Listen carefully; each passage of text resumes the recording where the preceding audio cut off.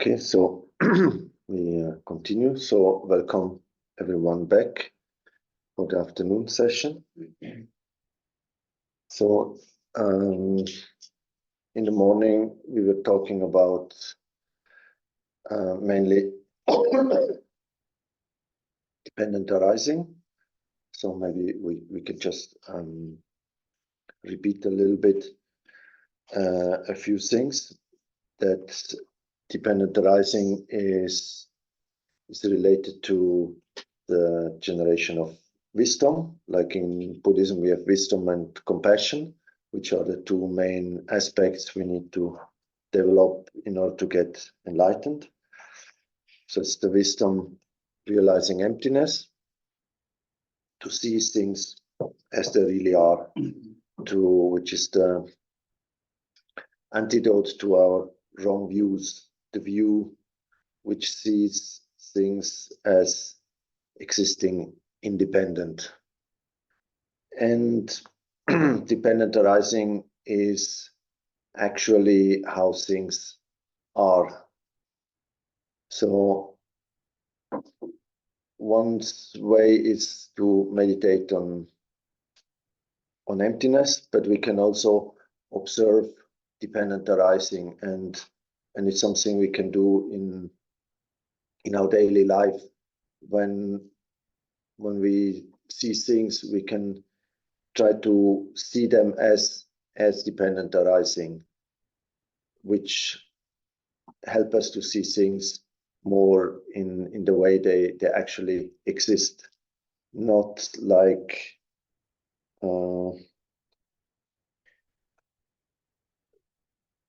not like in the first moment things seem to appear from their own side. They're just there, like a person is just there, and he behaves in a certain way, and we like it, and then we get attached, or we dislike it, and we get aversion. But we can see that person as a dependent arising, as a product, as an outcome of many conditions, and then see the person more as he or she really is, as a product of, first of all, maybe karma, maybe genetics, maybe upbringing, maybe social conditions the person was coming up with, and all this shaped the person in a certain way, and that's how that person is. The person is not just like that, but there were many causes and conditions which lead a person to be and behave in a certain way. And then there's also our perception of that person, which is again a lot of interpretation, a lot of projection into that person from our side. And instead of thinking, generally we think, oh, he's a good person, he's a bad person, I like this, I don't like that. And if everything is black and white, the world becomes very easy. But actually the world is not black and white. The world is very complex. And in order to make sense of things, in order to be able to deal with a world which is incredibly complex, we need to break things up and make it a little bit more accessible. And maybe that's also what we do in science. When we analyze something, we take things out of context. Let's say a plant, and then that plant is looked up how it functions and everything, but then it's just this single flower. It is like this, and when we dry it, we can use it as a medicine, having this and this properties. But then again, we take the flower out of the whole environment, and we take some extracts from that flower and we can use it as a medicine, and that medicine does something in our body, and then it's analyzed, just that effect. But actually it's not just one effect. Like every medicine we take has like tons of effects. some more, some less. Even the food we eat has a lot of effect. So everything is much more complex than that, but we cannot, unless we are Buddha, we cannot understand the whole complexity of phenomena. So that's why we make it more simple. But then if we tend to that simplified version of the world, which we can more or less understand, and we think that's how it is, then we're making mistakes. And therefore, to see that, yes, we can simplify things, and that can be helpful in some ways, but also to be aware that this is not how reality exists. And I think also in science, they now realize with like quantum physics and so on, that the way physics and things are explained is not taking into account, for example, the interaction of the person doing the experiment with whatever they're trying to analyze. But there's always a subject-object interference, even though we try not to. So things are much more complex, and everything we come into contact with is not just something out there. It's always something. I'm always playing a role in every interaction, and we try to see things out there and think it is like this, it is like that, but we are always playing a role in the whole game. So when we try to see the dependent arising of phenomena, we try to see the different ways how things come into existence. Like in the morning, I explained a little bit about the 3 types of dependent arising, the dependent arising of cause and effect, how things come into existence due to causes and conditions. And like a tree grows from the seeds, from from the water and the air and the sunlight and so on. And then the second one is the more subtle dependent arising, how things depend on parts, like for example, a person depends on first the body and the mind. There's already 2 parts which make a person. We cannot just look at the body or just the mind. So it's already 2 parts, and the body, of course, is made of many parts, which individual, if someone loses 1 leg, he still has a body, but yeah, the individual parts is not the body, that it's made of parts. And also the other aspect, like things depending on each other, like we mentioned, hot and cold, big and small, good and bad, and so on. It's often depending on each other. And the third part of dependent arising is depending on designation, like what we interpret, what we project into things. So that's the most subtle one, and and we're doing this all the time, and we are often not aware of it. And it's maybe not really,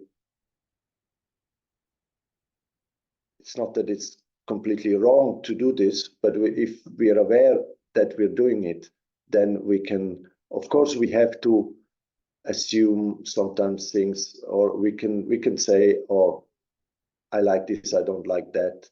I like this food, I don't like that food. So, but then to see, like, if I say, I like this food, but I don't like this food, this is my personal interpretation. But I think, oh, this food is good and this is bad. Then I take my view and say, like, oh, this is a good person, this is a bad person, just because I don't like that person, or just because this person has done something to me, which is not right. It doesn't mean that that person is a bad person. It's just like, that's my perception, that's my view, and it's just one aspect of that person. And we can say that person has done something bad to me that might be more in accordance with reality, but that person may still be a good person to his friends or his children. But so it's always often quite personal to see, oh, that's my interpretation, that's my projection. And basically almost everything, like the world we live in, most of it, there is a certain reality, but there's a much bigger reality. And some people even think like almost everything we experience is our projection. So then there's also in Buddhism, there's different philosophical views, how much some of the views are that things exist out there and they have some existence on their own, and that's what we see. And in science, I think traditionally it's seen like that. There's something there we can analyze because it exists. But then there's more subtle views which think like, oh, maybe there's like a 50-50 thing. There's something out there, but we project something on top. So we see an object which is there, and we may say it's nice or it's bad, but it's still there. And some views, they say there's actually nothing out there. It's all like a dream, and it's all our projection. So there's different grades of what is actually real.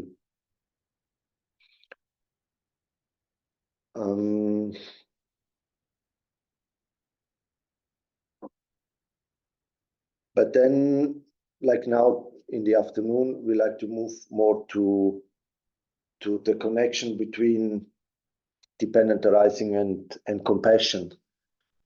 So we can remember maybe the meditation we did before lunch, that the more we hold on to a person, to a self, to a me, to a person which seems to appear from its own side, and we get attached to that person, or we think we need to protect that self, the more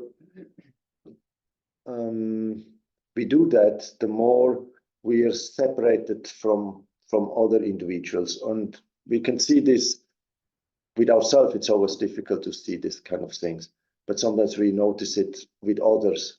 Like if some person is more egocentric, more egoistic, we can see the problems it's causing in the relationship with others or with us, and such a person is more difficult to deal with. And another person which is maybe more relaxed, more open-minded, is much more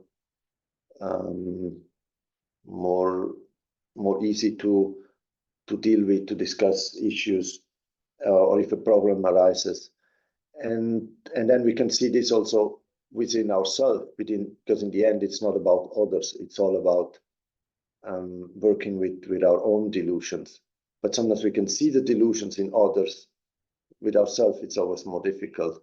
And when we notice some behavior which we think is not really perfect, then we can see, oh, maybe do I have this as well?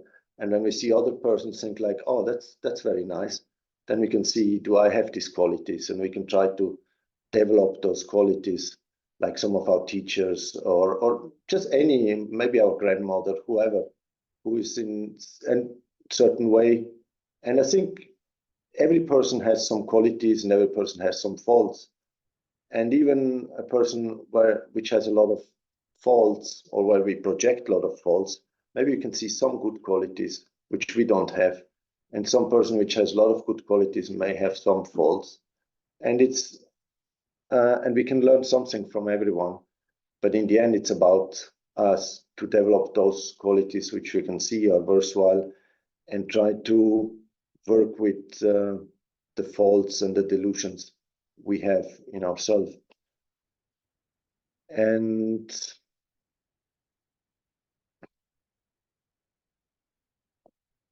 yes, so we have these projections of others and the projections also of who we are.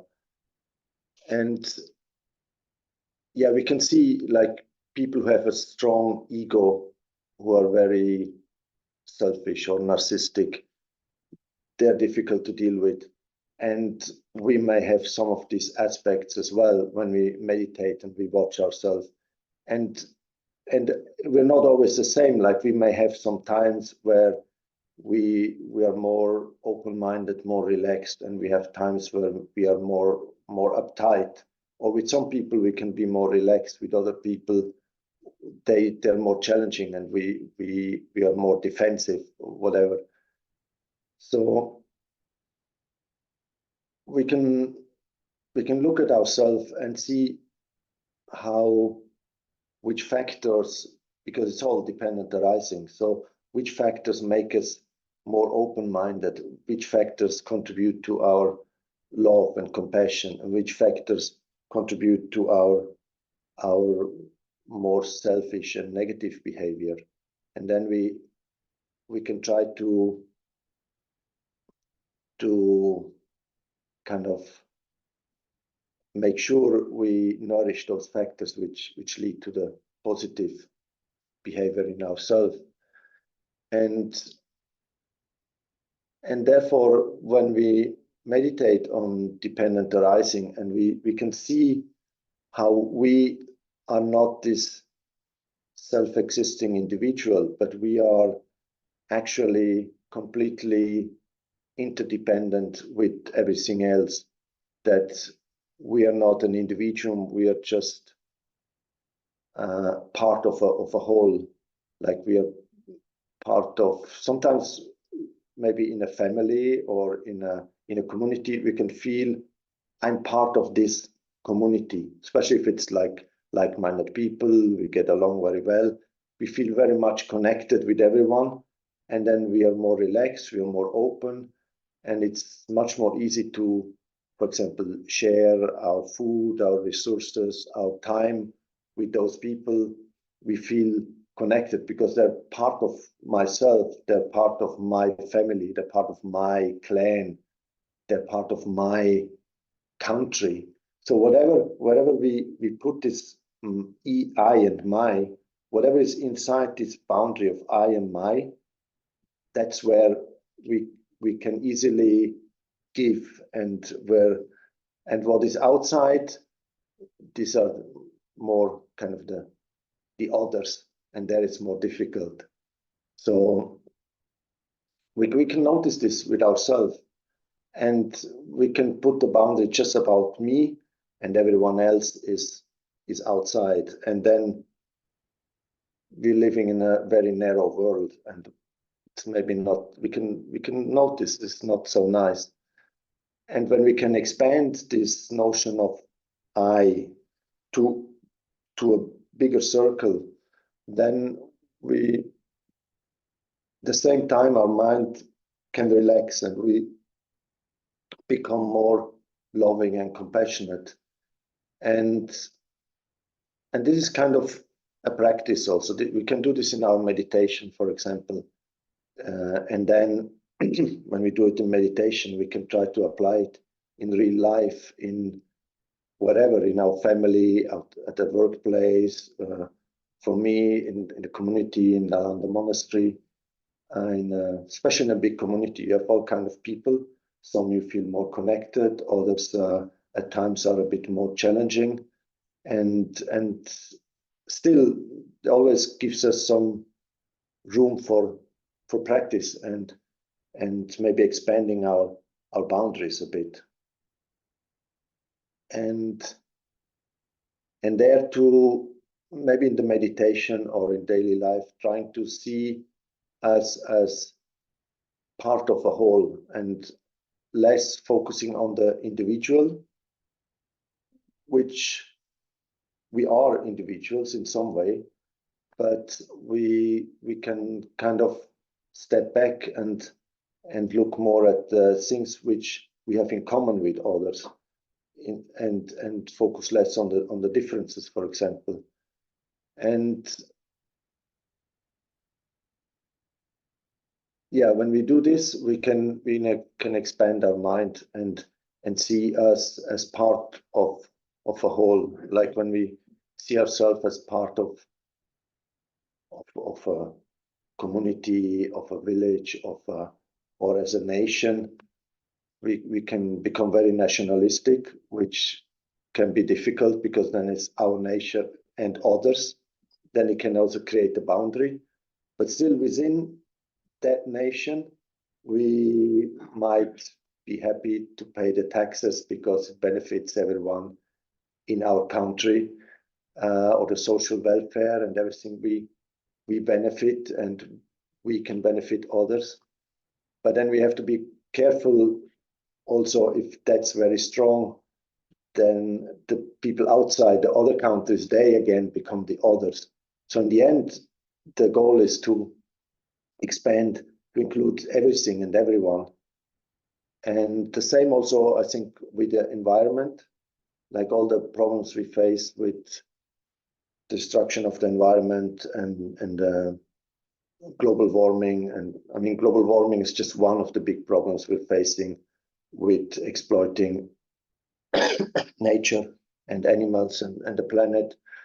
And that's also because as humans, we just focus on ourselves, we humans, and we are so important. And then we make this difference between us, like humans, and outside, we call it the environment, as if the environment is something separate from us.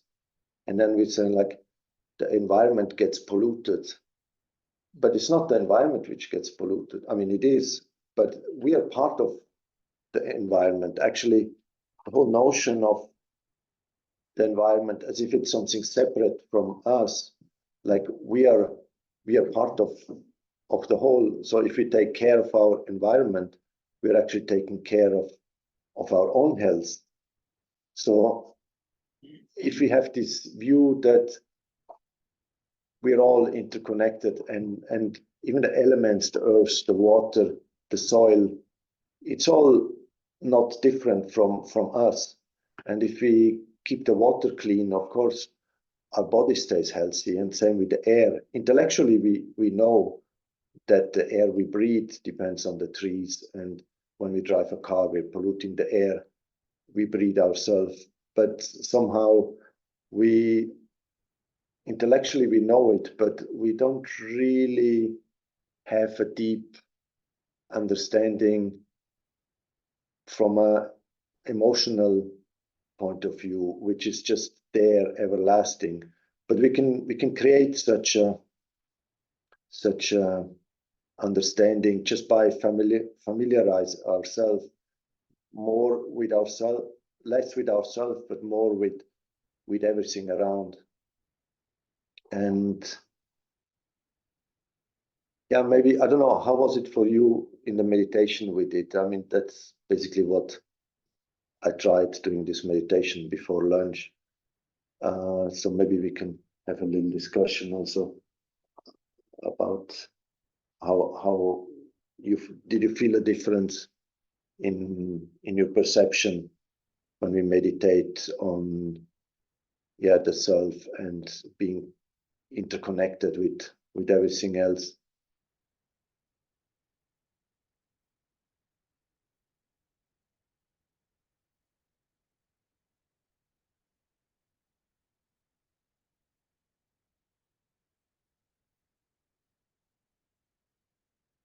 It's interesting because Maybe it's good to talk quite loud so that people online, they can understand. Yeah, it's interesting because this is one of the things that I have been meditating on.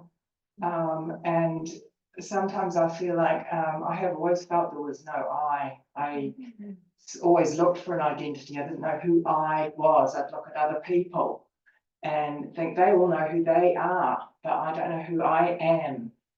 And yet when I go deeper into the meditation and I look at other aspects, I think, well, yes, there is a very strong I in the things that I've learned, as you said this morning, the things that we have been given from our teachers.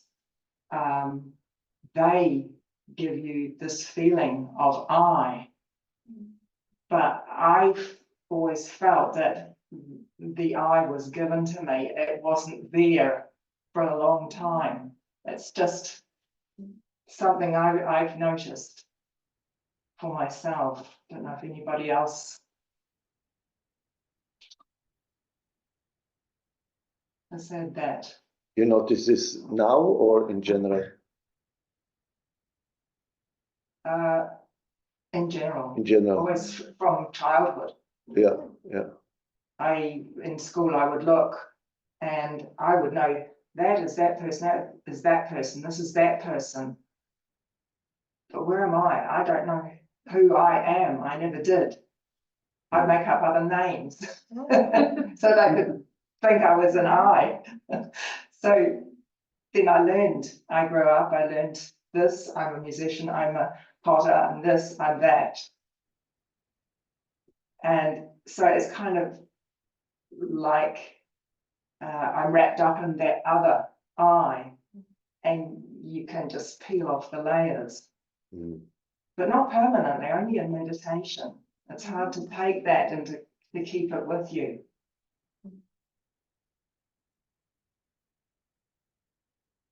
That's very interesting. It sounds like you already experienced this selflessness, that there is actually not this concrete I there from its own side. It just appears through dependence on others. That sounds very good.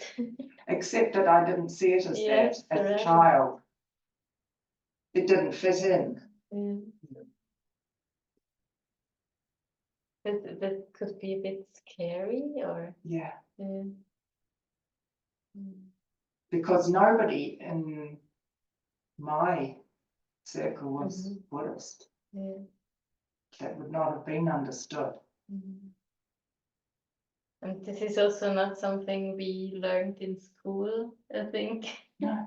What are we? That's quite unusual, isn't it? Because, like, you know, children have got a very strong sense of mine, me, I thought.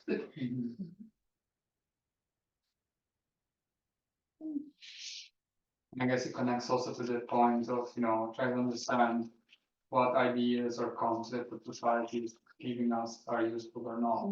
Like, not just taking everything as, if society tells me this is good for me, then it must be good for me. I mean, it's maybe just something that, you know, it's not good for me, and I just need to decide for myself, or to understand it, what's actually real and what's just made up. It's fake. Yeah. And be conscious. Pandemic springs to mind. I think if you reflect on how everything is connected, it gives me a feeling of safety, because I'm not alone, or I do not exist alone. And yes,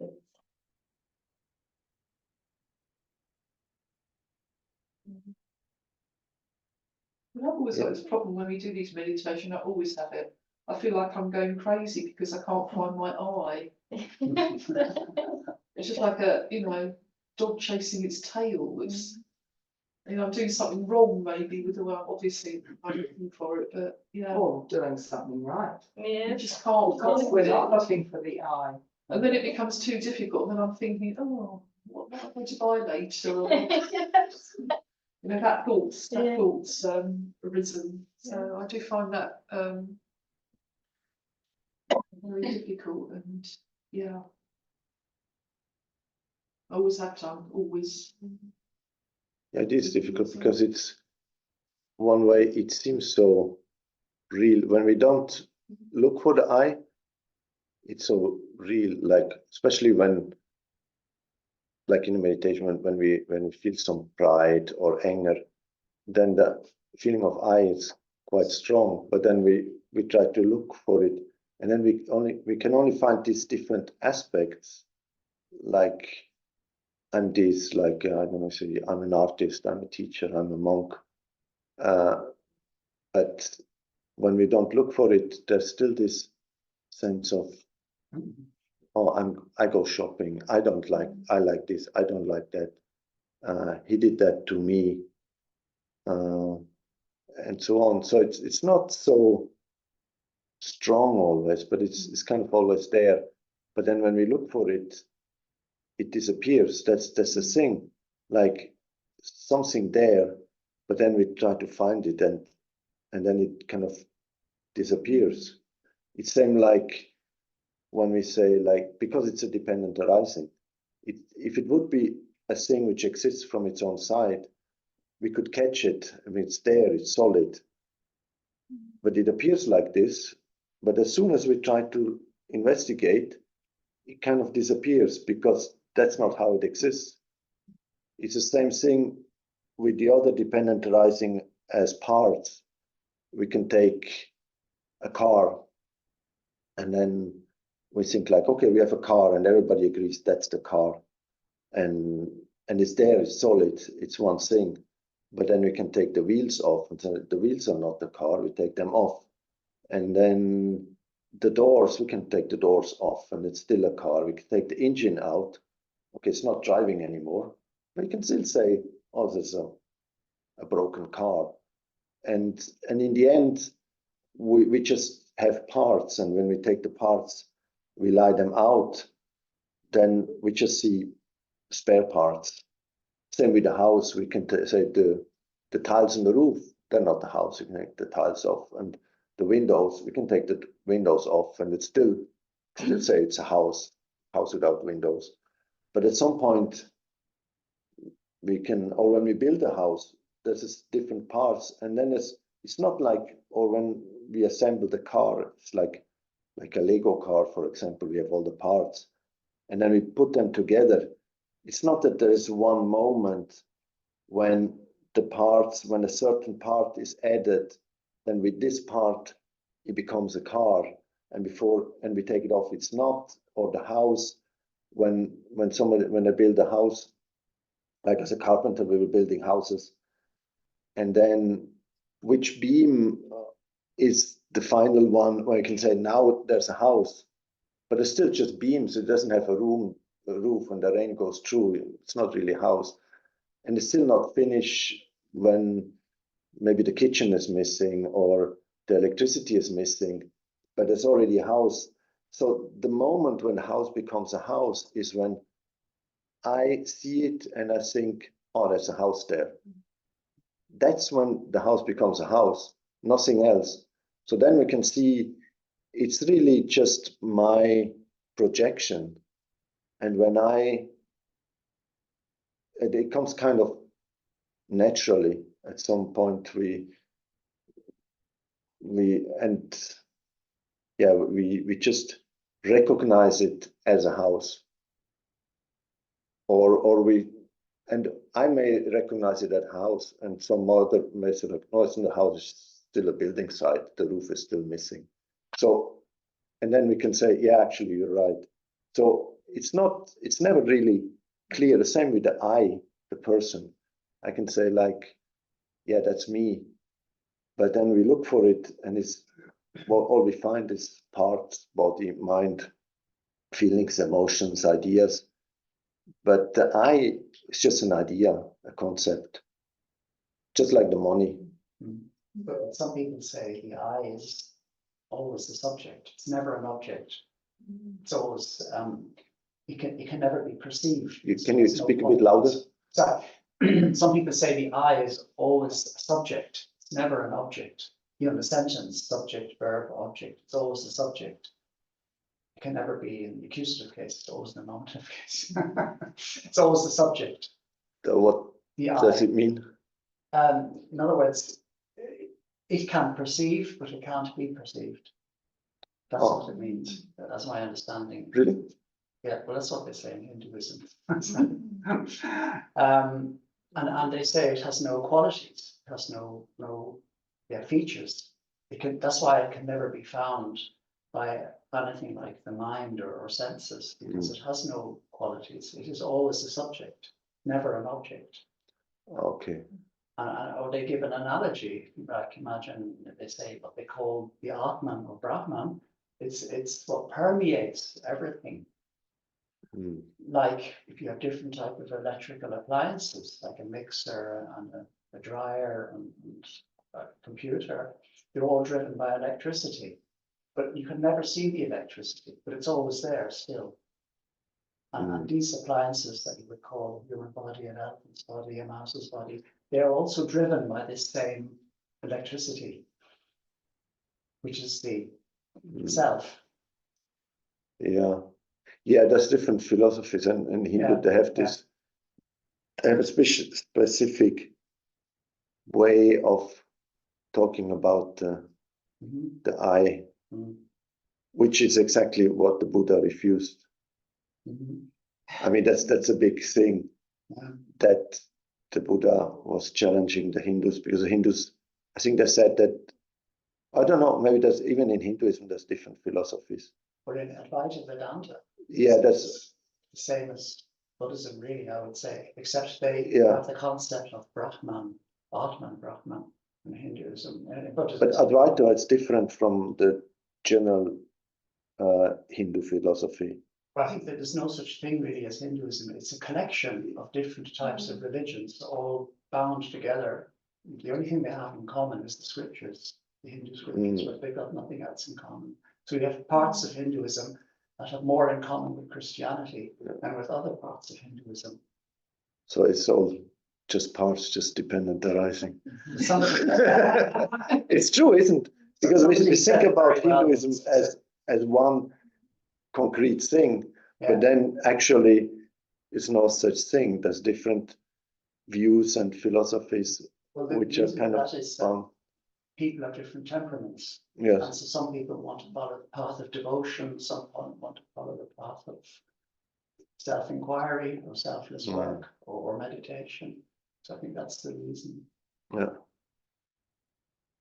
But for me personally, I would say, I mean, the fact that I can perceive, the fact that I know that I exist is proof that I do exist, that I am an I.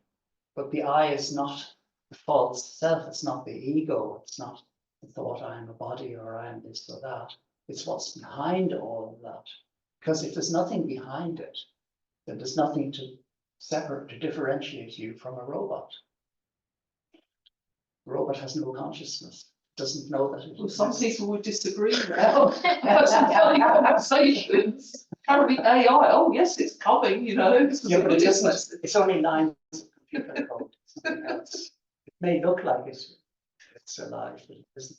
But it's like they're a relative I, maybe. A relative I. You think?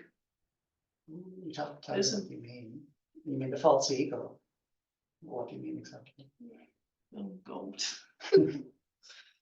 Well, what do I mean? A relative I. I've heard that before. So I think the relative I is just The everyday I. Yes, is the relative I. Although I don't exist inherently, I'm still acting in the world. Yeah, in the conventional and the ultimate. Yeah, I guess that means the conventional is the relative I. Yeah, I guess, yes. That's the one, maybe, if I'm in a bad mood, that's the one I can easily find. It's like a solid rock of an I. Yeah, but that's not you. it's just the mood you're in or the emotions you have. That's not the real you. Or you could define it as the relative I. Whatever you want. I'll take that. Well, I think the one thing is that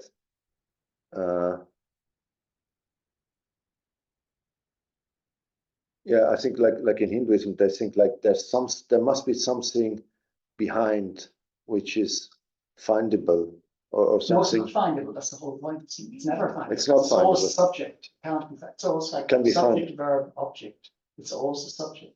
I see. Okay. It's a subject actor in the sentence. Yeah, I'm using a grammatical term. The actor, the subject. Yeah, but The it's an doer. actor that can never be seen or perceived because it's always the doer and never the done, if you like. It's Hmm. But I think, yeah, this that's like philosophies. But then the other thing is like we could just look. How do I feel when I think about myself? Like when we meditate and think like when I think about myself, then there's a certain feeling or emotion, or I mean something we have a sense of self. Let's say we all have that, I guess. That's what makes us human. That's the difference between a robot, because a robot doesn't have this sense of self. Mhm. And that's kind of real in a sense that that's what we experience. But then we can investigate, do we really exist in that way? I think the only thing we know for sure is that we exist. We know nothing else. Like this car, I think No, therefore no. exist. No, completely wrong. No, I heard this once. Somebody said what Descartes said was something rubbish. No, because he was talking about his thoughts. He says, I think, therefore I am. No, you're not the thoughts. You're what's behind all of them.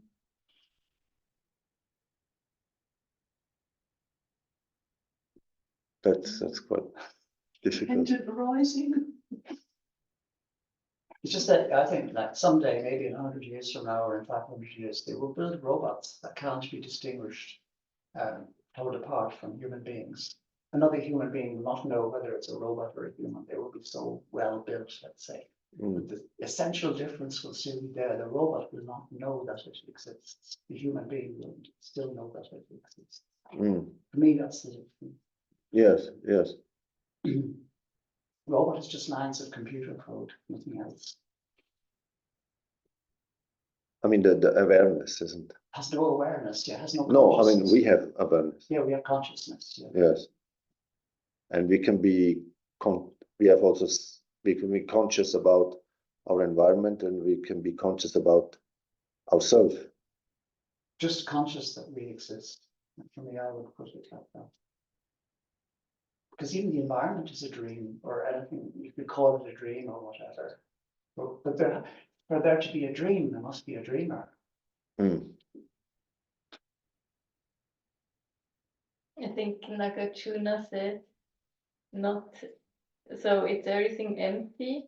Everything is empty, and even emptiness is empty. Yeah. So Nagarjuna would disagree. Ask him what he means by emptiness.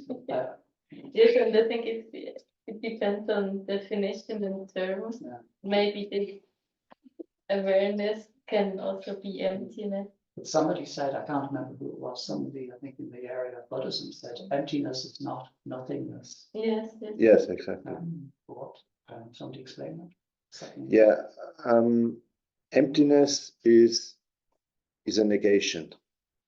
Okay, not this, not this. I'm Yes. not this, I'm not this. And what is the negation? The negation is the existence from its own side.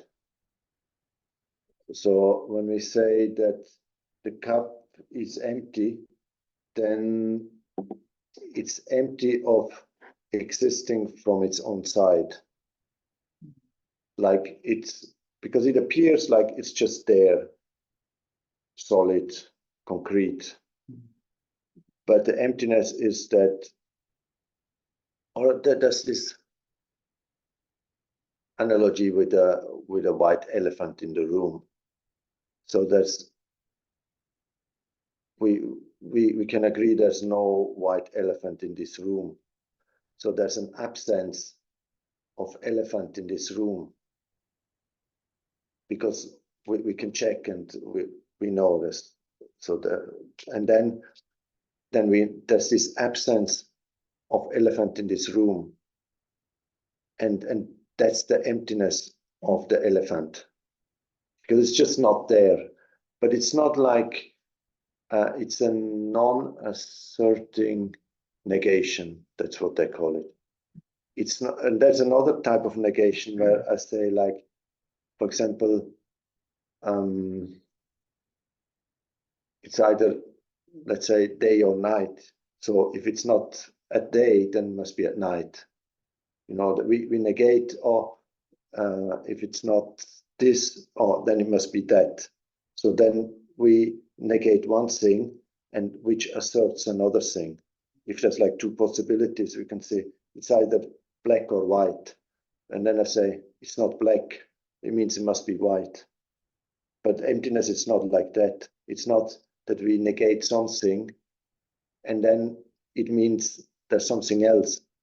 It's just a negation, and what's left is emptiness, because there's nothing else. Like this cup is empty, it's empty of tea, but there's actually air inside.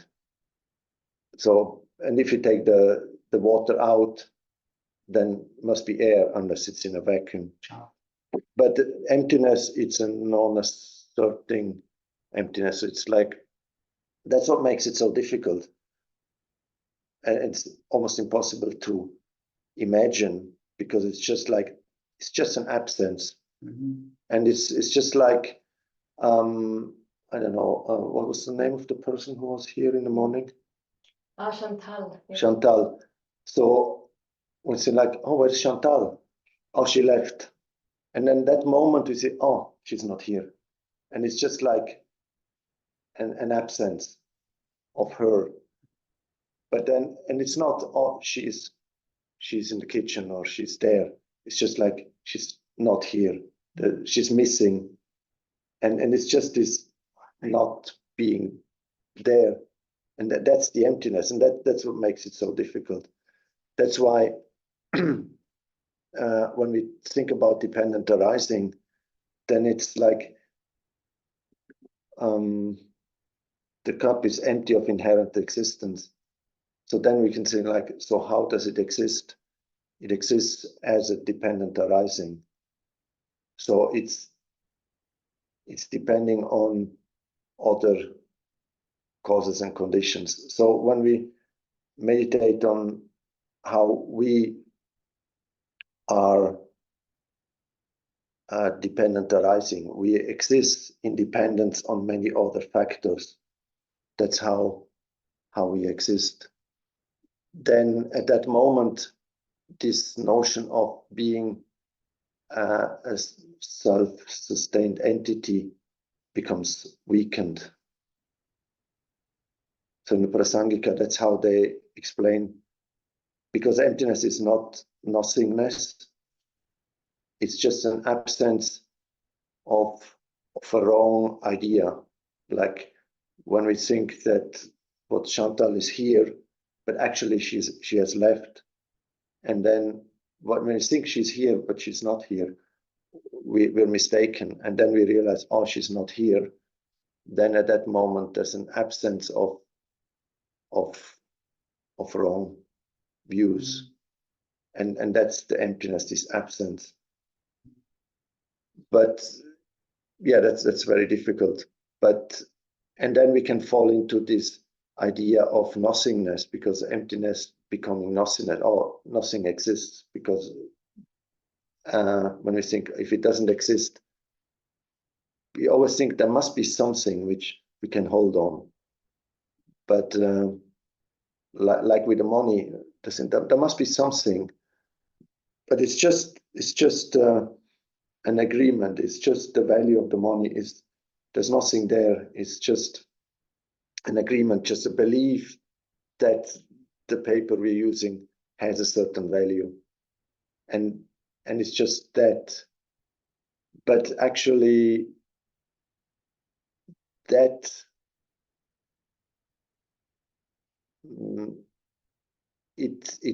the value of the money comes through our projection. So it's a dependent arising. Same like, for example, we have, let's say we have a society or a group of people, and then we vote for the president or the director of that group, or like in Nalanda Monastery, we vote for a new director of Nalanda because one director has quit, and then we're just a bunch of monks, and then we vote for this person to be the director, and then the vote is over, and then okay, he's the director now. At that moment, he actually is the director, but there's nothing there which makes him director, except there's nothing solid. There's no director to be found. It's just another person. He's no different from me, but he is different because he's the director. And when some decisions need to be made, he needs to agree. And if there's some legal things, he's responsible for the monastery.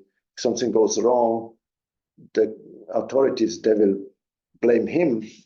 So it becomes very real, but actually there's nothing to be found where you can say, this is the director, but it's just an agreement. But it does make, it's not just nothing, it does make a difference and becomes very real. But in the end, after 3 years, when he thinks, okay, I've done my job, I quit, and then another person becomes a director, and so it's real, but there's nothing solid about it. Is this causes which come together?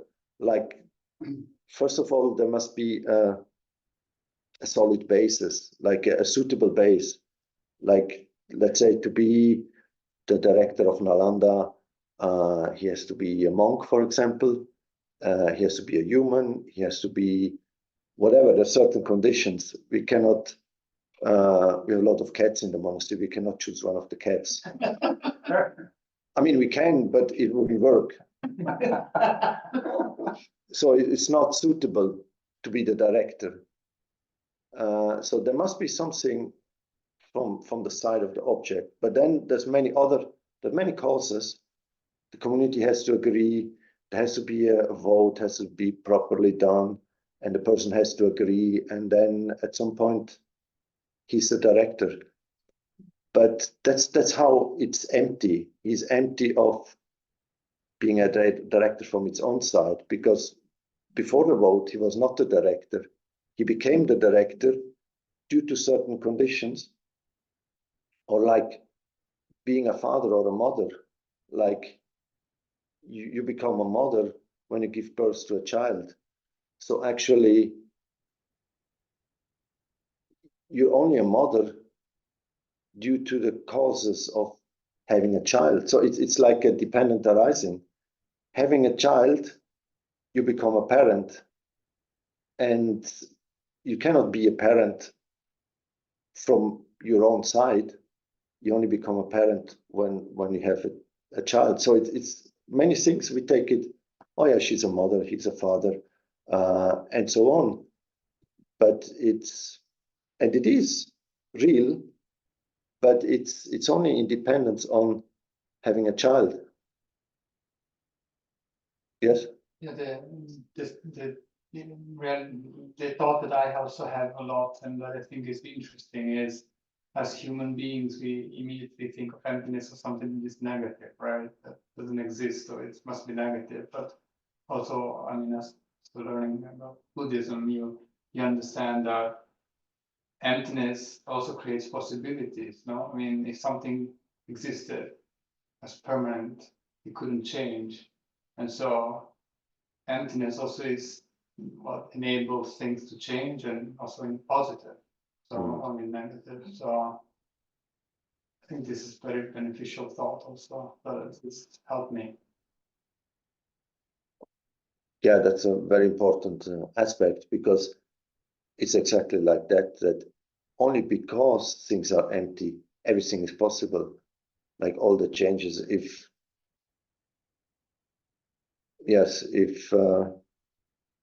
things, yeah, that's what enables things to change. Like if I would be existing in a certain way, I could not change. It's just like I'm like this due to causes and conditions, but these causes and conditions can change. That's why we can get rid of our anger, because the anger is not existing from its own side. It's just like it arises, and then we can change our ways and we can get rid of our anger and like everything, yes. So that's like all the infinite possibilities are, because things, if anything would exist from its own side, then we could never change anything. But still, sometimes we try to cling to this solidness, because that we feel that gives us some security. Oh, this is my car, this is my relative, this is my house, this is, I am like this. But as you said, I think actually it creates a lot of fear, because actually things don't exist in that way. And if we realize that everything is interconnected and we are like part of a whole, when we get comfortable with that, actually, as you said, there's much less fear, there's much less tension, and we can be much more relaxed, and there's a lot of hope also.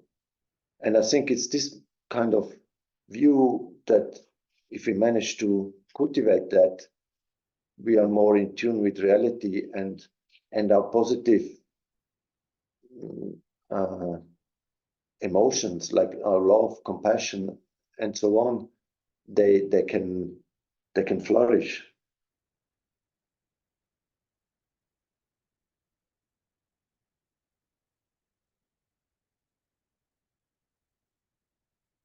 So that's, yeah, that's why, and that's how, like, the notion of a dependent arising is connected with compassion also. That when we break down this wall which separates us from others, and we feel really this connectedness, this interdependence with everything else, then we are part of the whole, and our love and compassion is just expanding, it's flowing, and it feels more natural. And I think, I don't know if you've ever encountered His Holiness Dalai Lama, like last winter in Bodh Gaya. We had an audience with His Holiness, and it was just a very short moment, shaking his hand. But there you can feel this one person who has this completely open mind, and you're just there in this, and there's no separation. And I think that's what, at least for me, it's so moving, because his full attention is there, not just with me. To me, it feels like his full attention is with me. I feel so good. But there were hundreds of people, and it was just one moment. And the next person, he was fully there with that person, giving his full attention, his full love and compassion. And people walked away in tears without him saying anything. It's just like having this completely open mind. And that's, for me, that's so inspiring to see or experience a person having this, and so we could try to develop this kind of attitude ourselves, just to be be open and without fear, and having this loving, compassionate attitude. I mean, sometimes it's easier, sometimes it's more difficult. Like here, we're in a comfortable group, we're relaxed and everything, so we can develop these qualities. And in daily life, we have challenges, and then when we're stressed out and work and who knows what, then our mind is in a different setting, and then it might be more difficult. But if we can cultivate this in maybe some time at home, when we have some time, we can meditate, and then we can gradually getting more familiar with this compassionate, open attitude, and live with this open mind and less fear, and see, and this notion of dependent arising, how we are part of a whole, and act out of this, like whatever we give is actually contributing to something which is part of ourselves. Like every time we pay a fair price for a service we get, this is not money I'm losing, I'm just giving to something bigger, and I'm actually just contributing to something positive,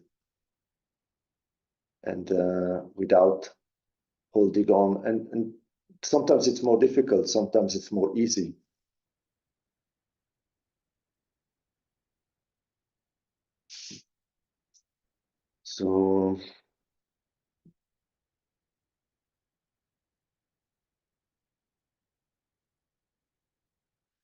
So maybe we can continue a little bit to compassion.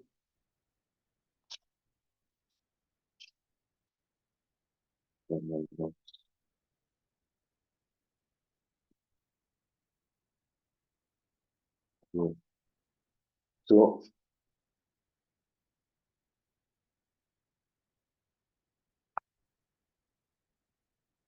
you can see, like, dependent arising and compassion, they are different aspects, but they're relating to each other.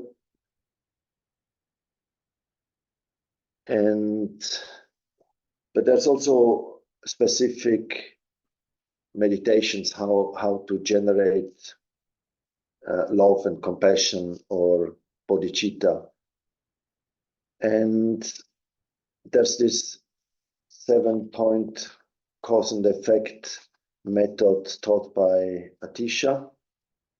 And again, it's called cause and effect. So the bodhicitta is not, or let's talk about compassion. Compassion is not something not something solid, it's something which is empty. That's why we can generate it. So if it's a state of mind which arises due to causes and conditions, and in the meditation we can generate we can have certain, like there's 2 types of meditation: the concentrative meditation, where we just focus on something, and then it's the analytical meditation, when we use our thoughts to generate certain emotions. So this type of meditation is an analytical meditation, where we generate certain thoughts intellectually. We think about certain things in a certain way, which then, due to causes and conditions, generate certain emotions. Like in this case, we try to generate love and compassion. And this again shows, like, our love and compassion is a dependent arising. It is empty of existing from its own side. It's not just there, because otherwise it would always be there. But if we think in certain ways, and so on, we can open our mind and go to a certain direction, and this notion, this emotion of love and compassion can arise in our mind, and then it's there, and we can feel it, we can focus on it, and eventually it will again disappear. But if we do this often, we can make it a habit, and then it can arise more easy, and it's just a youthful state of mind because it's beneficial. It's with this motivation we are contributing to the welfare of others, creating less harm, less negativities. So in this method of the 7 cause and effect, I'm just explaining it, and then later we can do the meditation. So the first step is equanimity. So it's also that is an analytical meditation in itself, where we focus on other persons. And normally when we think about people or when we meet people, there's those people we like, those we dislike. And usually it's those who benefit us. Like there's this sense of I, which seems to be quite solid. So and then there's this person who benefit me, and then I like the person. But usually we like those who benefit me just because they're nice and pleasant, so I like them.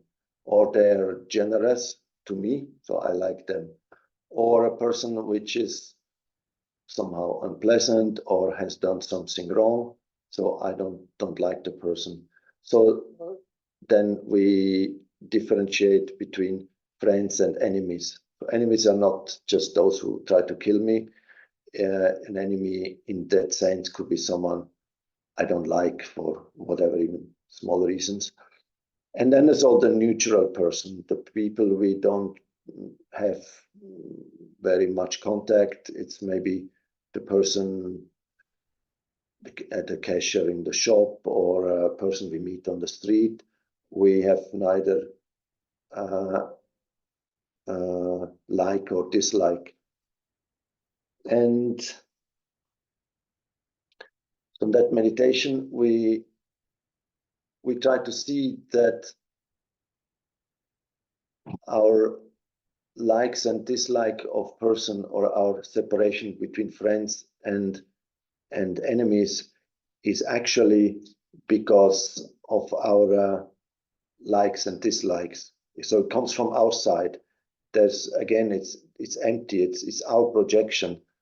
Outside, there's no such thing as a friend or an enemy. And so we try to have a mind of equanimity, which sees all sentient beings as equal, because some might be our friends now because we like them, but if they do something wrong, then we might dislike them, or it can change, so it's not fixed. So we see that in all our previous lives and our future lives, our friends have been our enemies, enemies have been friends, and even in this life. So that's the first step. And then usually, if somebody is benefiting us, it's much more easy for us to have loving and compassionate feelings towards those people. And the person who has benefited us the most in general is our mother. So we try to see all those sentient beings around us, the friends, enemies, and strangers. We try to remember them and think that in all our previous lives, or even in if we think that we have lived for many lives, we had many mothers in our previous lives. So there's no sentient being, no person I can meet on the street where I can say, oh, this person has never been my mother. And in general, if somebody is our mother, we receive incredible kindness from our mother. And so the second step would be seeing all sentient beings as our mothers. And because the mother is the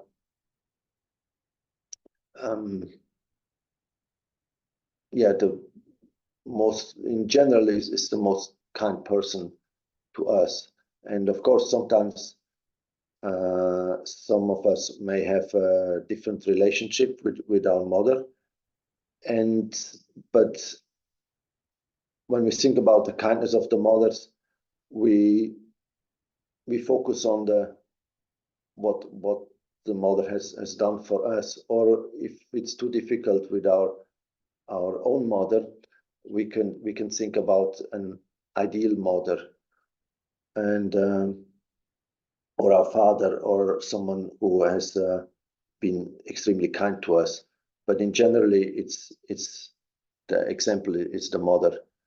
And even if we have a difficult situation with our mother, we can focus on those difficulties and think like, she did this, she did that, she maybe some mistakes we can see.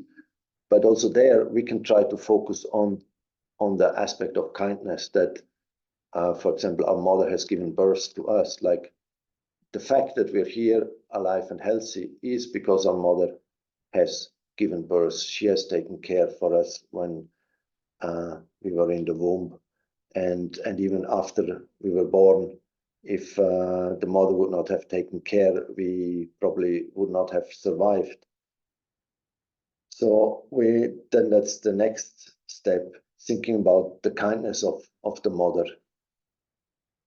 And there's many aspects of kindness we can think of the mother. If we have a really good relationship, we can think about the kindness of our own mother, what she has done in all those years when we were small, and maybe until depends if she's still alive, until now in our life, how much we got from our mother.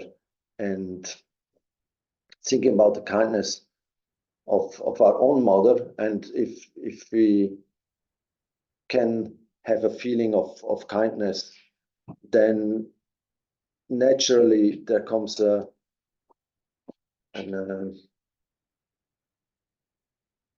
wish to repay that kindness.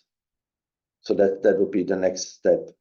And it's the same like when an ordinary person is being even if a stranger is helping us in some way, we feel, oh, that's so kind. And then we like to, naturally, we like to give something back to that person. Or if a friend has done us a great favor, we think like, oh, if I have the chance, I'll do a favor for him. So it's just natural. And when we see the more we can develop a feeling of kindness to our own mother, the more comes the wish to repay that kindness naturally. And when we can see that all sentient beings, or let's say all humans or people we are in common, or even animals, they have been our mothers, then naturally comes the wish to benefit them. So here, it's not so much a question about what's true or not. Like, we should not be too concerned if all sentient beings have really always been our mothers. Like, otherwise we can get lost, because it's difficult to prove. First of all, we have to believe in reincarnation, and even then, to find a logical proof that every sentient being has been my mother, that's not the point here. The point is, it's a mind training. So for me personally, I think like, whoever I encounter, there's no one I can say for sure that this person has never been my mother, because I don't know who was my mother in my last life. And it could be that aunt in my kitchen could have been my mother in my last life. I don't know. So at least there's a possibility. And if I do take this possibility and think like, oh, it could have been, and then the wish to repay the kindness and maybe not to kill that ant, or maybe to save a beetle from drowning in the water, or a bird, and also a person, in a stranger we meet on the train, when we think, oh, that person might have been my mother, then we feel a connection, and it's all about feeling that connection, which is losing up this separation between me and others. And the more we see the good side of others, the more we wish to benefit them. So it's basically, it's all a mind training. So seeing them as mothers, remembering the kindness of the mothers, and then repaying the kindness. And from that comes the notion of love, because this steps of generating love and compassion, it's a dependent arising piece, because each step leads to the next. The more we see a person as nice and beautiful, the more we like to wish them to be happy. Like certain animals, they look so nice and cute. So we, like a little cat, a little dog, we immediately like to feed it, like to pet it. And if it's an old, dirty, sick dog, which is maybe a bit aggressive, we try to chase it away. Even though both want to be loved, they both need affection. So those who are nice and kind, or not kind, yeah, kind and cute, and we have some beauty, like it says in this meditation, trying to see the beauty in others. And when we see the beauty, then naturally the love and compassion comes. And I think for parents, especially for the mother, their own child, it always looks so beautiful, more than for others, which is maybe a natural thing. And then from that naturally comes the tendency to benefit and help. But maybe for other people, that particular child is not that beautiful, but for the own mother, it's the most beautiful. And then comes this notion of love. But we can generate this beauty in the other people and even animals. Even the mosquito tries to bite us, to see them as having been our mothers, or as a sentient being who just wants to live and survive and be happy, even though it's causing problems for me at the moment, but to focus on that other aspect. And the more we manage that, the more we have the notion of love, which love is defined as the wish for others to be happy. So when we have this wish, we see like a nice cute animal, or a nice person, or let's say our own mother, which is getting old, and we remember the kindness, and then we have the wish, oh, may she be happy. And if you see someone suffering, the wish, may that person be happy, or an animal, or whoever. And this wish, it doesn't mean that we necessarily do something. It's just a wish. And from the wish, an action may come. But in the meditation, it's mainly to generate this wish, the wish for others to be happy. And compassion is one step further, is when we see others suffering, the wish, may they be free from suffering. And also there we can think like how we ourselves, we have the wish to be free from suffering.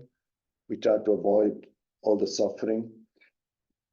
And then like that, we can infer that others also have that wish to be free from suffering and wanting happiness.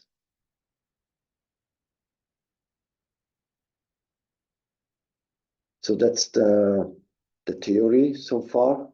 So now we have 3 o'clock.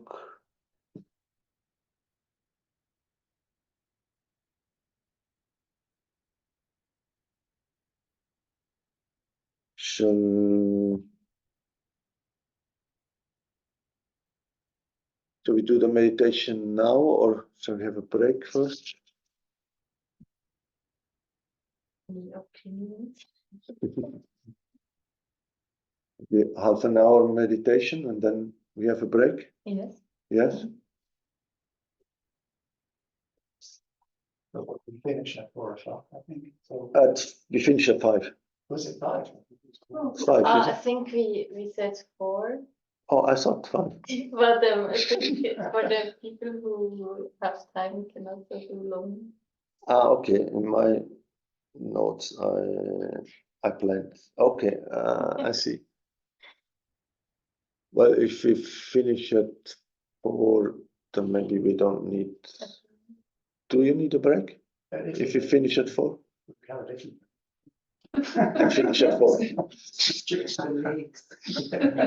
Yeah.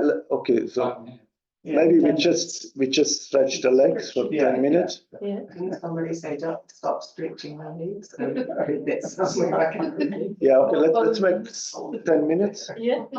just 10 minutes, and then we have meditation. Oh, God.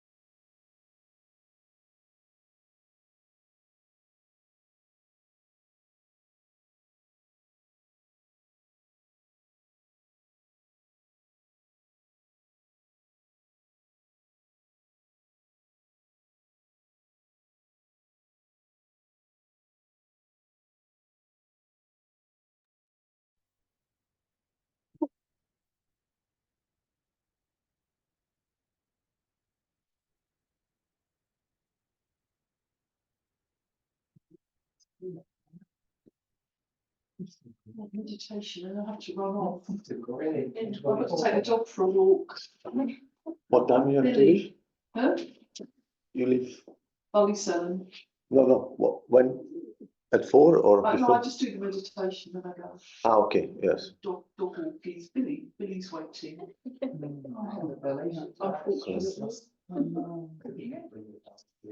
like, oh, no, he will be whine and bark.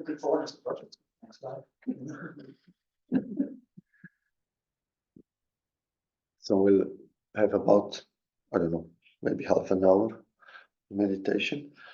So it's a meditation on love and compassion, which is actually meditation on bodhicitta, but we do it up to love and compassion, and then from there there's 2 more steps if you want to meditate on bodhicitta, but now we just do meditation on love and compassion.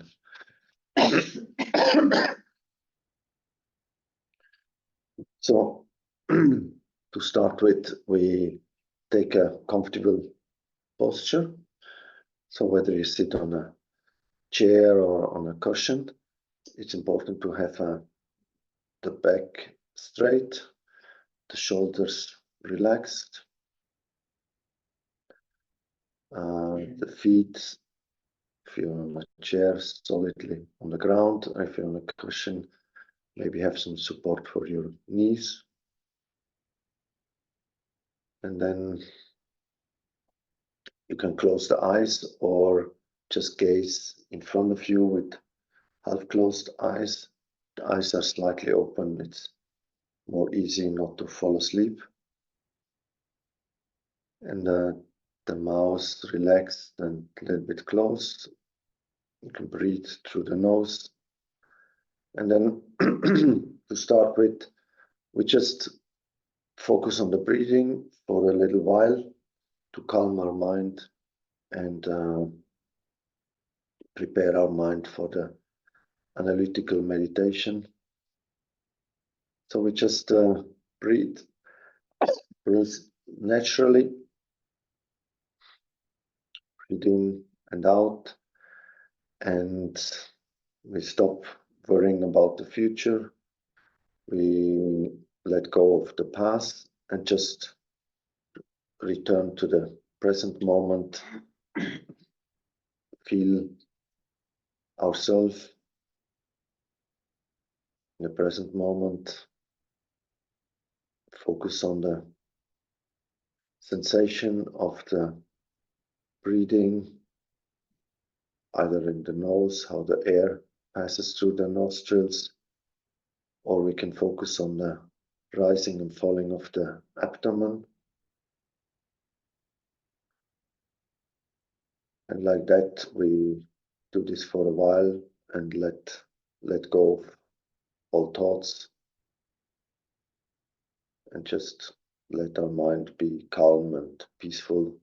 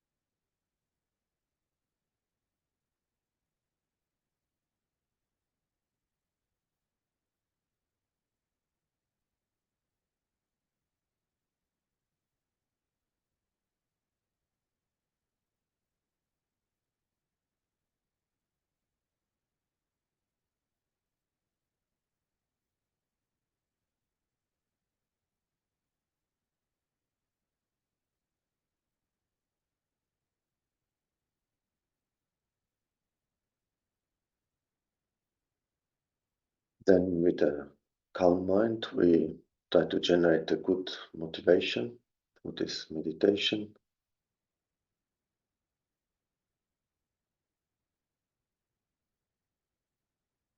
That we do this in order to create a positive imprints, learn how to generate positive states of minds,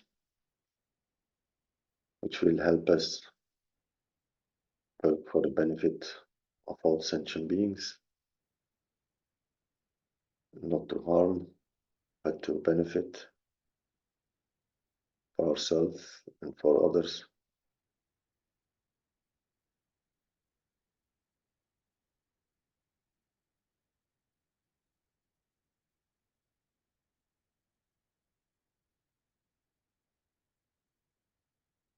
So we start with generating equanimity for all sentient beings. So we can imagine ourselves and around us, we can imagine all sentient beings, especially humans. And then we can choose maybe one person we consider a friend, someone we feel close, maybe not someone we have strong attachment, but just someone we feel close, who has benefited us. Another person who is a neutral person, someone we've met somewhere, but we don't know very close. We have neither, we don't feel close, we don't feel aversion. And the third person, someone we like an enemy, someone we don't like, someone who has caused us problems or harm. And then we see these three kinds of beings in front of us.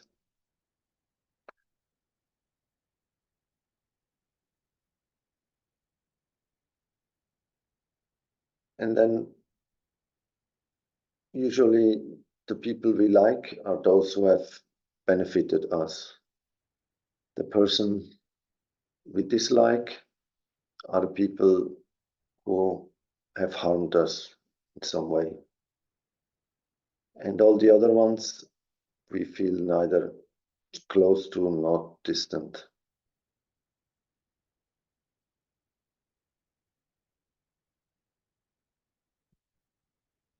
But there's actually no reason to be attached to those who benefit us and to generate aversion to those who are harming us. Because this is just a temporary moment.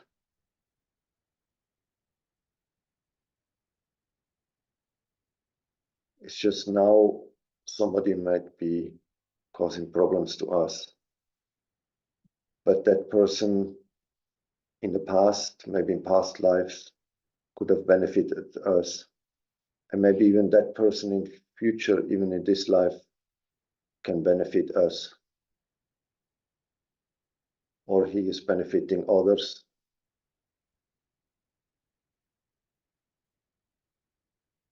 And also the person we feel close to, because the person has benefited us, may turn into an enemy as soon as his behavior changes. To see that from their own side, all these people, they are neither friends nor enemies, nor neutral. And over time, when we look at past and future lives, they're all equal.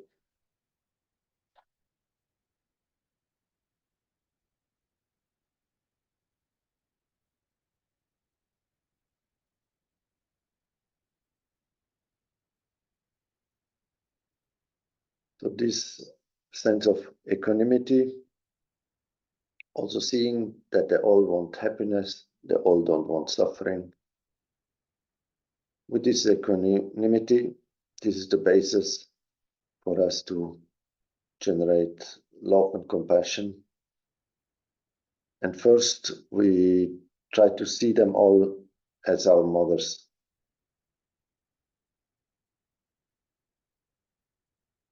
So we can think about that we have been around since beginning as lifetimes.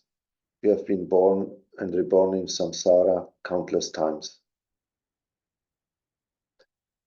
In all this infinite rebirths, we had countless mothers.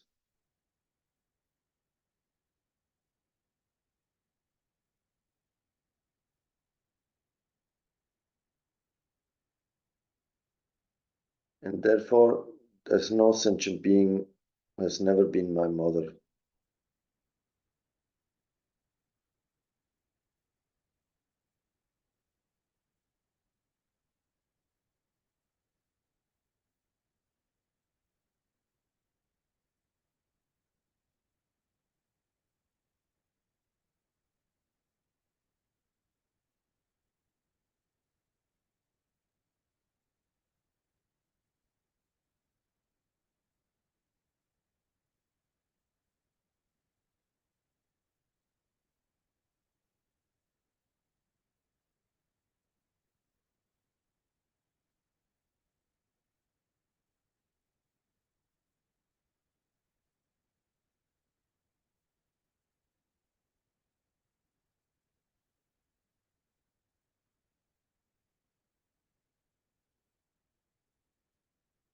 Just imagine whoever person you meet, you can never say that this person has never been my mother in past lives.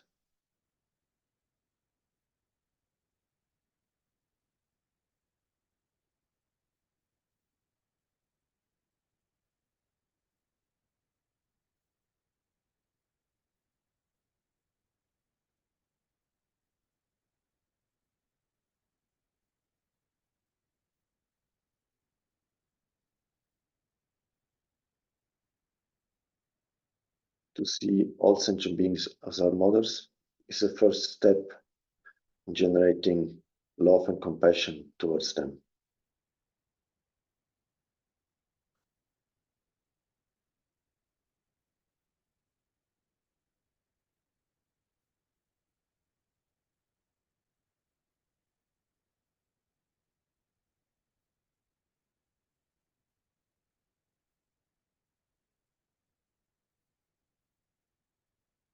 Then the next step is remembering the kindness of all mothers.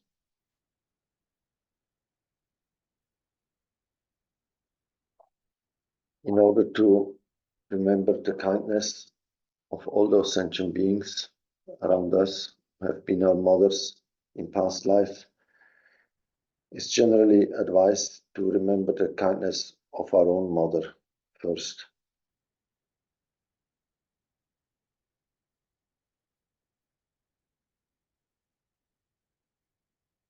So if we have a very warm relationship with our mother, then it's very easy. We can just think about our mother and immediately we feel very close. We can feel kindness. And then we can think all sentient beings at some point, they have been equally kind. If we don't have such an immediate feeling of kindness, then we need to generate it. Or even if we have it, we can make it stronger if we meditate on the kindness of our mother.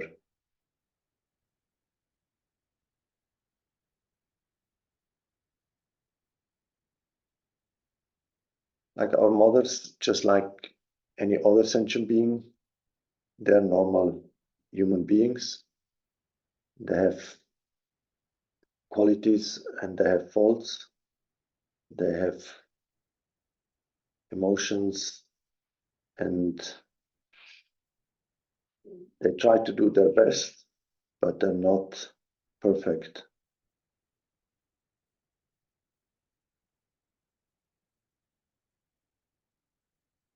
And we can also choose to see their faults or to see their qualities.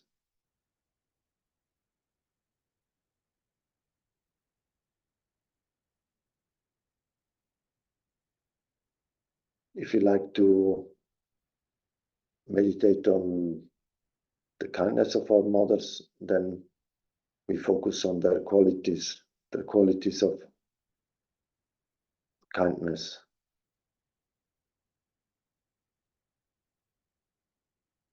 If we focus on the faults, then it's more difficult. And if it's too difficult, then we can choose another person where it's maybe more easy to see the kindness. But there's one thing only our mother has done, and that's she has given birth to us. Like we owe our human body, the body I have right now, I have thanks to my mother.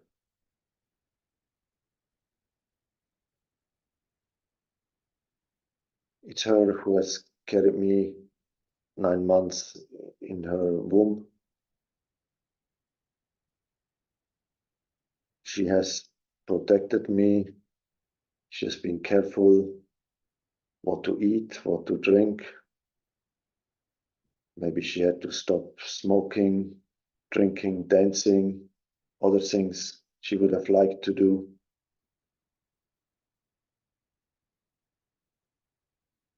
Maybe it was difficult for her job, her career.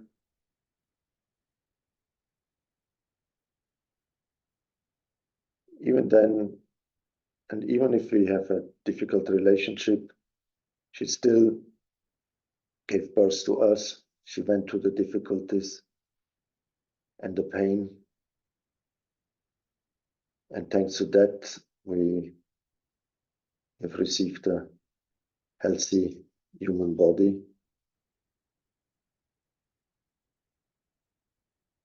And after birth, if it would not have been our mother who cared for us, we would have died within a few hours, probably. Or unless someone else would have cared for us, kept us warm, fed us, kept us clean.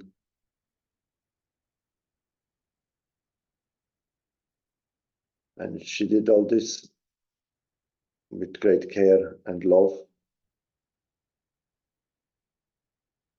even though it might be difficult to have a screaming baby around you 24 hours, not being able to sleep. And there's many difficulties and challenges.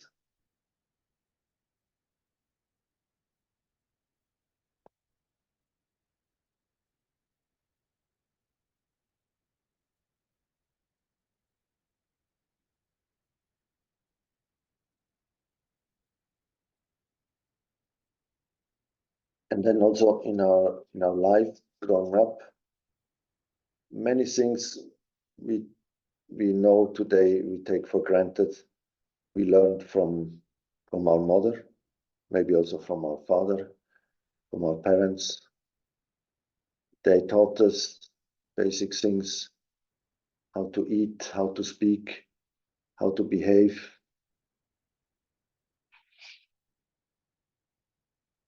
And the fact that we're a decent person is for a big part due to the care of our parents. They did their best. They worried about us. They were worried about our well-being.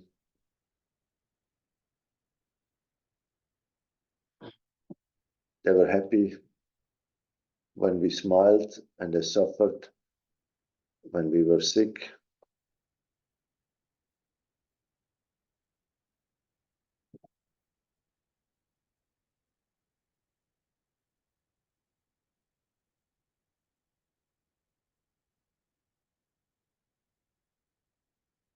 And they even, maybe if they were not perfect, at least we can think they did their best, whatever they could.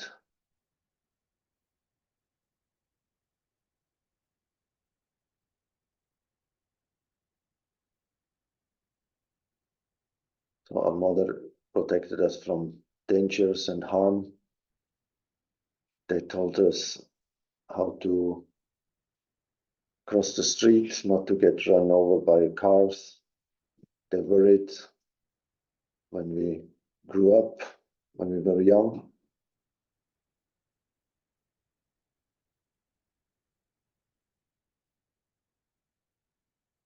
They cooked all the meals we ate. And we probably took it all for granted.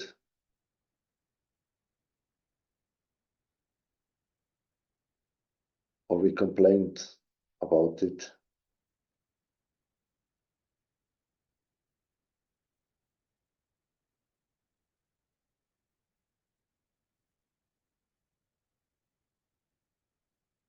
They shared their house, their money, their food with us, and made sure we had a good education.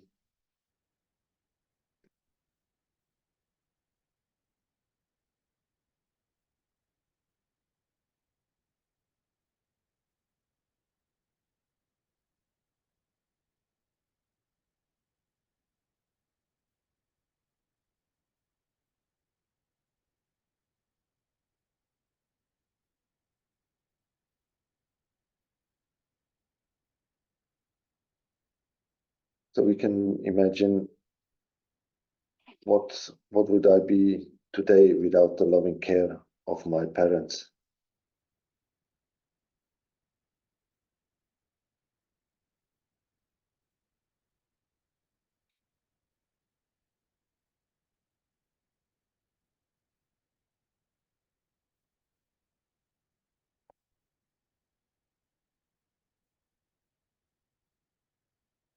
And then we can expand this feeling of gratitude to our mother, to our parents, to all other sentient beings.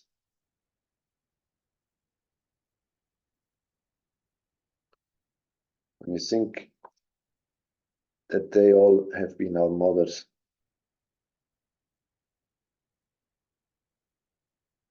and not just as humans, even if we have been born as animals in the past, we had a mother taking care of us. We can think about how the animals take care of their offsprings, how the birds feed the young, the wild animals, how they look after their young ones.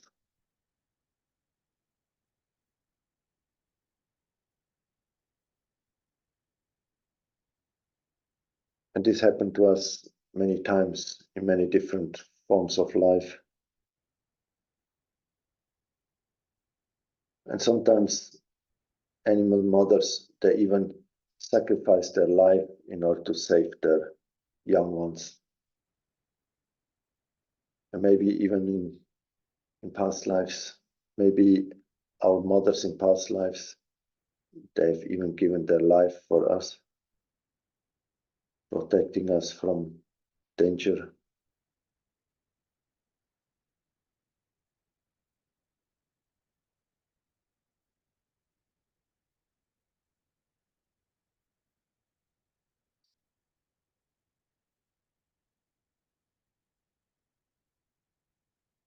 So whoever sentient beings we encounter, be it another human being or an animal, we can remember their kindness. When we remember their kindness, the more we remember the kindness, the more we spontaneously like to repay their kindness.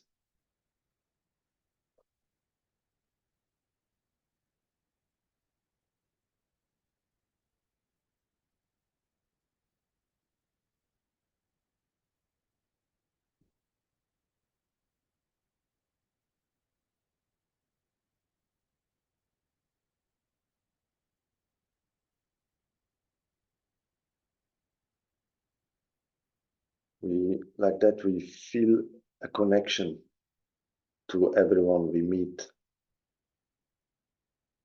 And the stronger this connection, this gratitude, the more easy it is to have a feeling of love.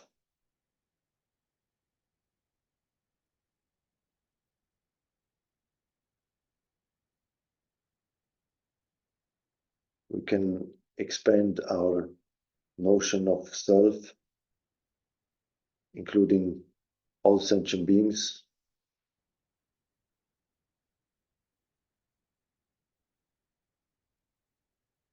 The homeless person we meet on the street, some animal,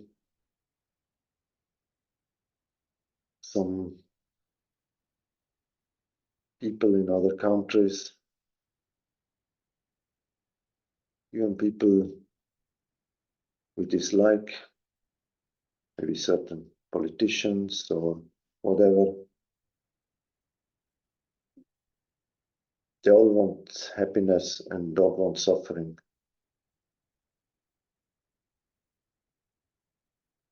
Just like I want happiness and don't want suffering.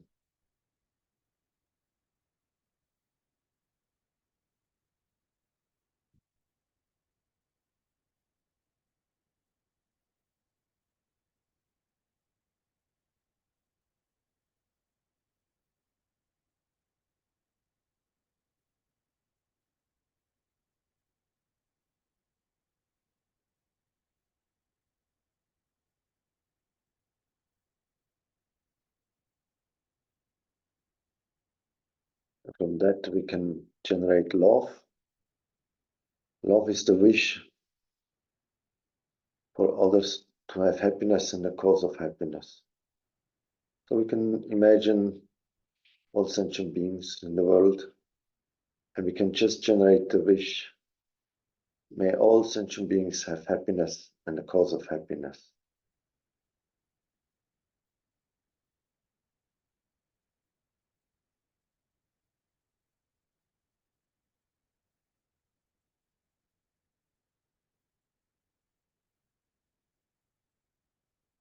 And when we generate this wish, we can maybe feel our mind expanding, having a warm feeling towards all those sentient beings, even those we don't know, for friends, enemies, and all the strangers, generating the wish for them to have happiness and the cause of happiness. We can do this for 2 minutes. And here, if we have some feeling of love, then just focus on that feeling.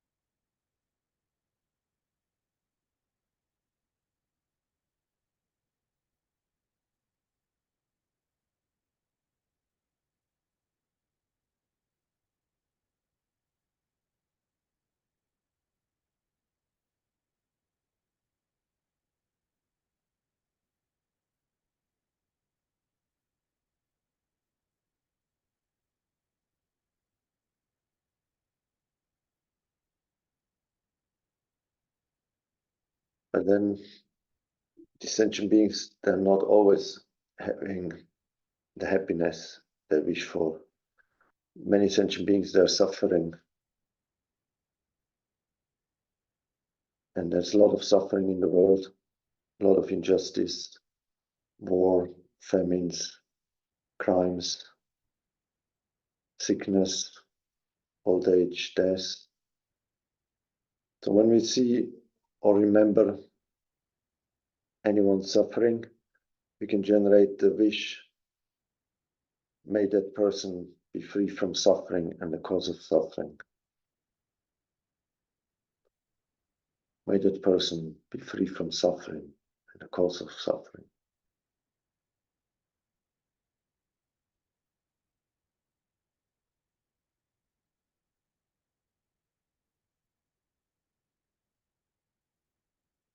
And just that wish alone is extremely powerful. This is the feeling of compassion. And the stronger the compassion in our mind, the more we might be able to actually benefit them. But even if we cannot benefit, just a wish for them to be free from suffering and the cause of suffering is very powerful. So we can generate this wish for all sentient beings to be free from suffering and the cause of suffering.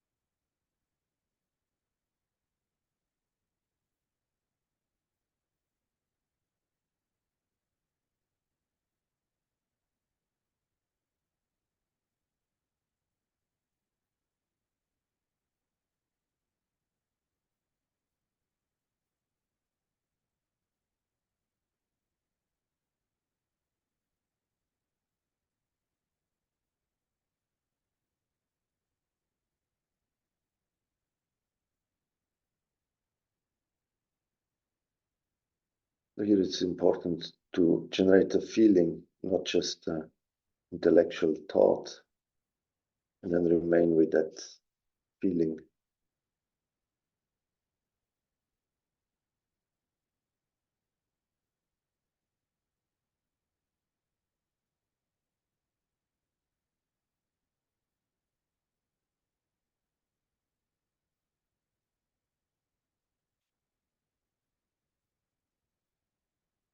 Then we can slowly conclude our meditation.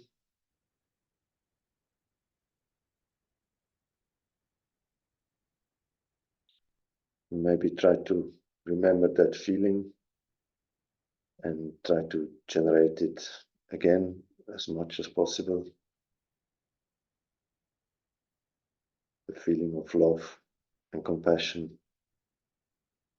expanding our notion of self to others.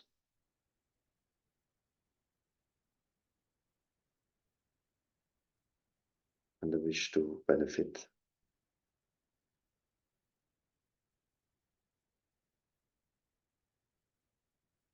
Then we can open our eyes and stretch a bit and relax.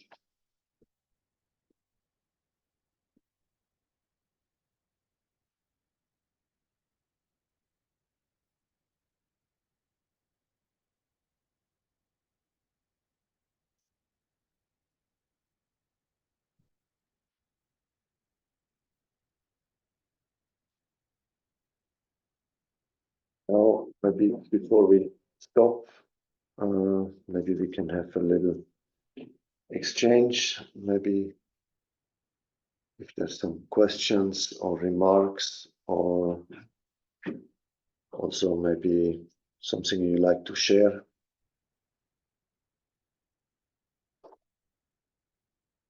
We were talking earlier about animals we find are nice and We not speak nice. a little bit We louder. were talking about animals were nice and not nice.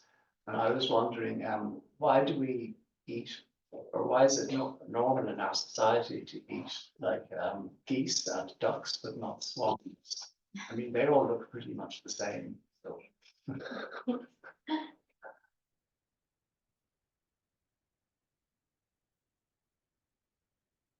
I don't know. I don't know either. But yes, I mean, sometimes also like those who look very cute are more difficult to eat than those. Like we don't eat dogs, but we eat pigs. I mean, if you're vegetarian, we don't eat any animals, No. which would be, I mean, the most sensible. But if you do eat meat, why certain and not other animals? So it's so I think some we feel more close to. We don't like to harm, and I think if you want to refrain from harm to others, then it's good to generate this feeling of closeness. And I think when one country goes to war to another one, they try to portray the enemy as evil and bad, and then it's more easy to make this people go to war. But when we see everyone as wanting happiness, being having been our mothers, having been kind, then it becomes almost impossible to harm them.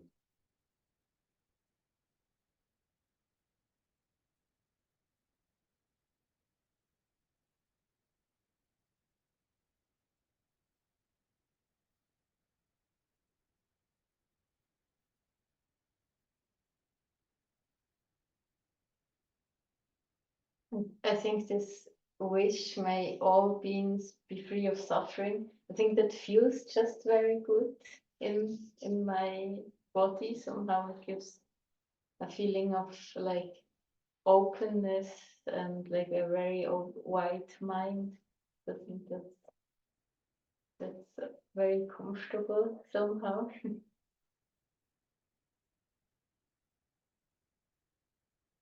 Yes, exactly. I mean, that's what we try to generate. Like this is an analytical meditation where we use our thoughts, but the goal is actually to generate this kind of feeling, like you describe it, like an open mind, feeling of comfortable, warm feeling. And this feeling is also due to causes, like we generate the causes, going step by step to generate a certain feeling, and then we can try to remain with that feeling, and in future we can remember that feeling, and maybe when we have a habit generating this open mind, then it becomes much more easy. Like in Buddhism it's described like habits, mental habits.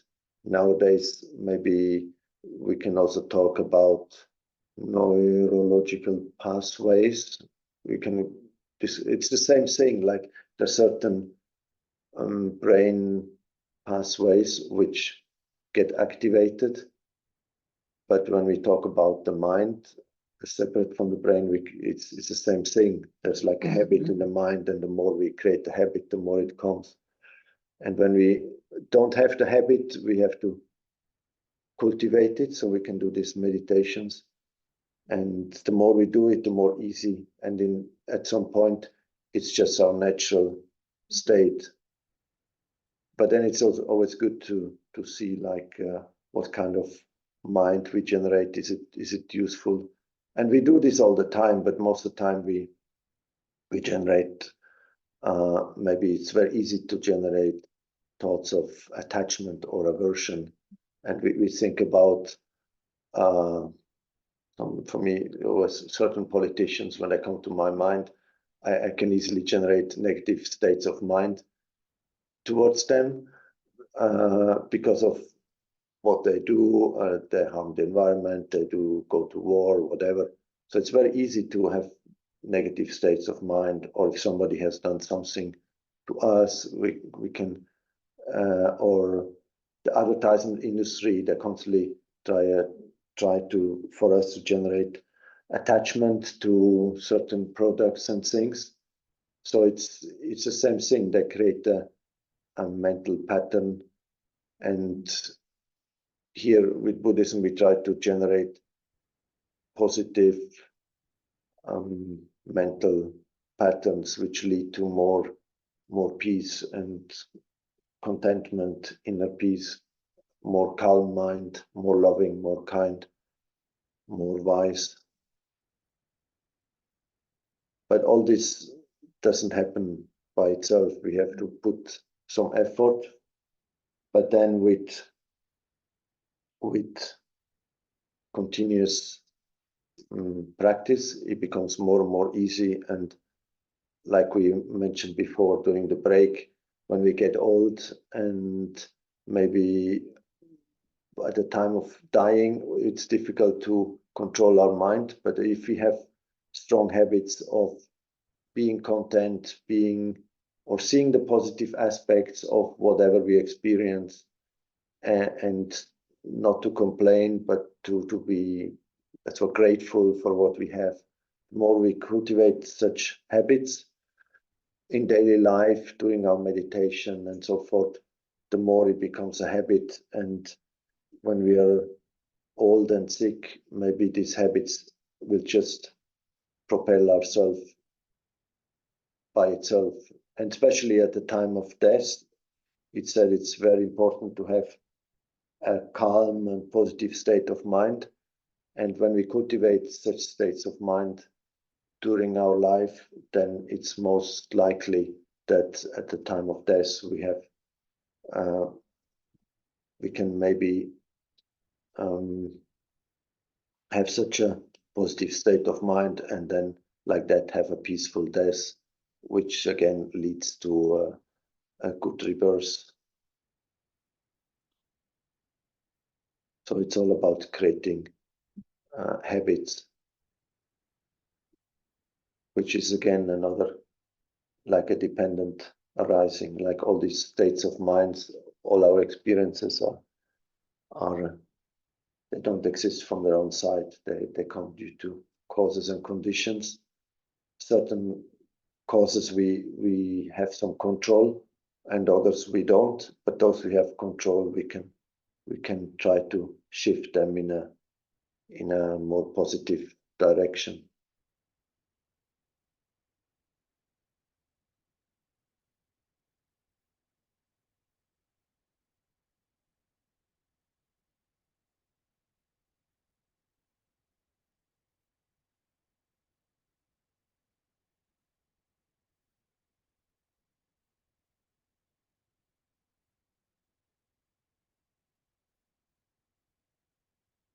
I don't know, maybe the people online have some questions or something they like to say. Yes, I'm not sure if they are here.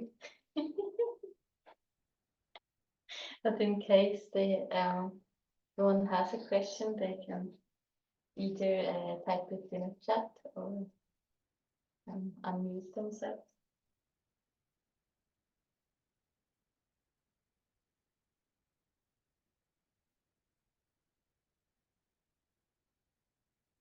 Otherwise, maybe something else in the room.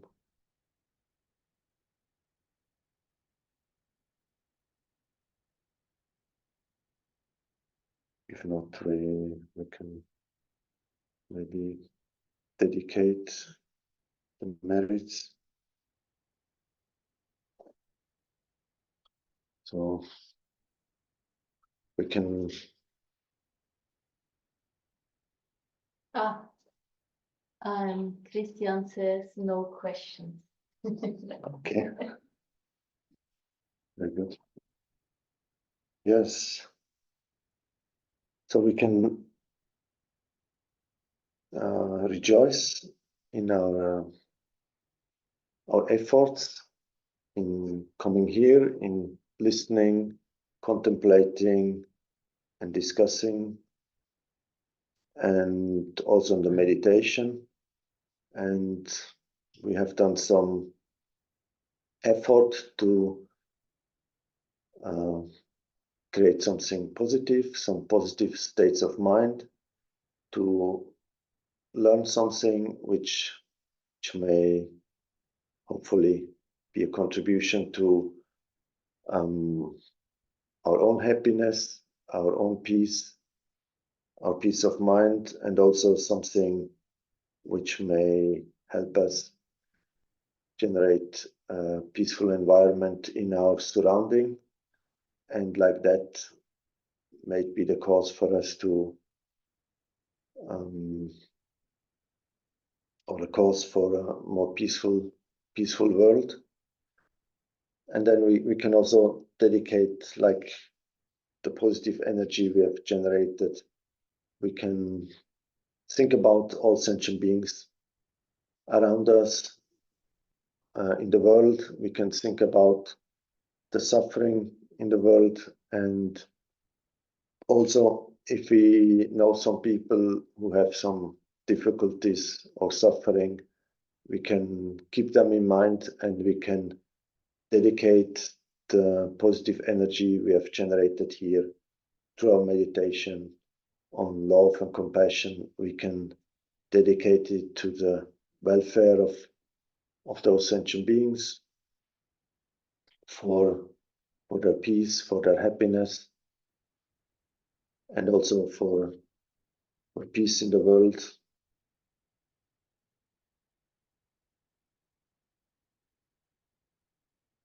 And for us ourselves as well, to be able to continue on the path to enlightenment, and one day become a fully enlightened Buddha and be able to really benefit sentient beings in the ultimate way.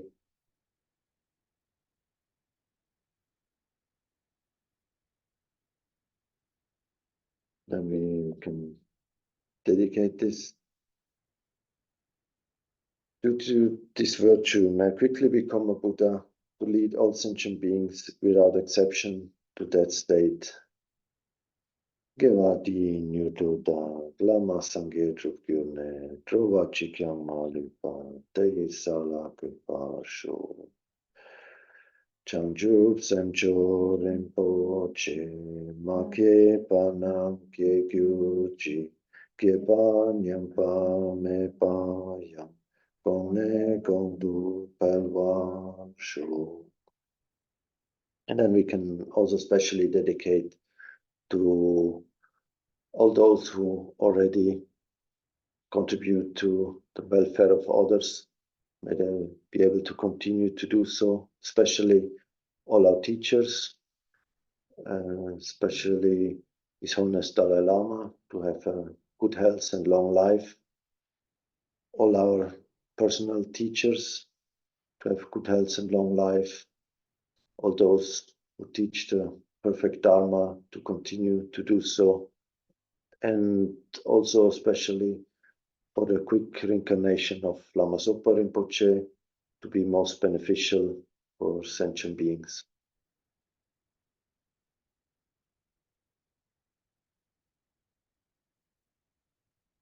Okay, thank you everyone. Thank you. Thank you.